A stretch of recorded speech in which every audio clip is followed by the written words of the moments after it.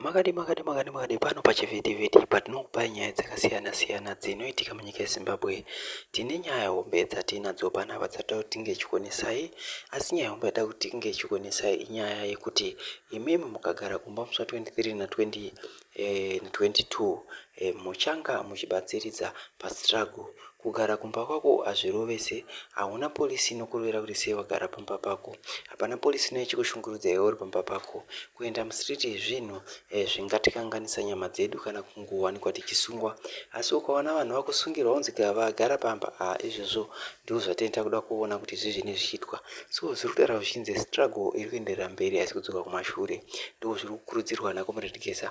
Asi panapa ndine mashoko ari kubva kuna Comrade Nyoka Yemabhonu, noda kuti vange vachitaura mashoko iwayo vega muchizvinzwira kuti vari kumboti chii panyaya iri kutaurika mastreets esocial media. Tinokutendai nekuteerera kwenyu, toda kuti musare muchinzwa Comrade Nyoka Yemabhonu pano. Saka munhu wese hapana ari kuenda kubasa, zvakataurwa nemukuru wedu, zvakataurwa nakomanda vedu vaGeza izvozvo, ngatiteerere izvozvo. Tova tiri vanhu vane shungu yekuvaka nyika. Unoziva here kuti zvinochemedza zvemhando yepamusoro very legendary.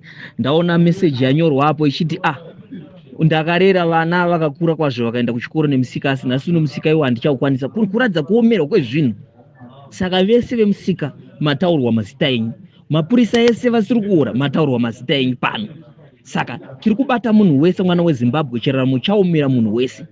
We cannot fold our hands. Tichisiya nyika ichikwadenderera kondo navamunangagwa neshamwari dzavo, kwete never ever. Tonyarara nenyaya dzekuti tinotya majeri, tonyarara nenyaya dzekuti tinoabductwa. Kill me if you want. Munhu wese ngaateedzere zvakataura baba aGeza, komanda wedu.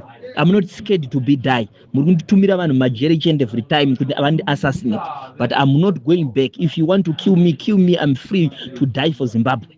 Yeah.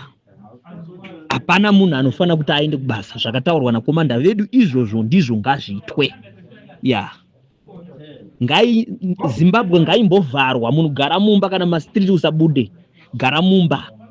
Nyika ndenyu. Our young generation, this is your time now to fight. Zvinonzwisa tsitsi kuonana baba vedu aGeza ndo vachimira nezera ravo, imi vechidiki makanyarara muchitengerwa masupa, muchinwa, muchipemberera vamwe varume vari kuba gorodhi renyika. No, we shall resist. Ngazvipere izvozvo, ngatisumuke tirwire nyika yedu. Kurwirwa nechembere dzakura kudaro, imi vana vediki muchiita basa rokutengerwa mutoriro muchidhakwa, vamwe gorodhi renyika richienda, makanyarara. Let's stand together. Let's correct this mistake once for all. Ngatibatanei, totaura nezwi rimwe chete. Kusungwa hazvirevi kuti upenyu hwako hwapera. VaMugabe vakasungwa asi vakazongobuda. Andi mazvona. Anatongogara vakatofa vakafira imi kuti murarame, kwete mutambudzwe zvamuri kuita. Saka munhu wese ngatibatanei. Vachazoti tutya vachienda mutaundi umu, makasangana nezvamuchasangana nazvo, musazobhurema vanhu. This is a struggle. Hakuzi kuchechi. Andi mazvinzwisisa. Saka ngatibatanei ipapo. Naizvozvo muri Zimbabwe, tinotenda nekuteerera kwenyu kwamunoita pano pachivhitivhiti chenyu. Ndofunga mashoko ataurwa naComrade Nyoka Yemabhonu anzwikwa, munhu wese amanzwa. Tinokutendai nekuteerera kwenyu. Mwari akuitire nyasha. Thank you.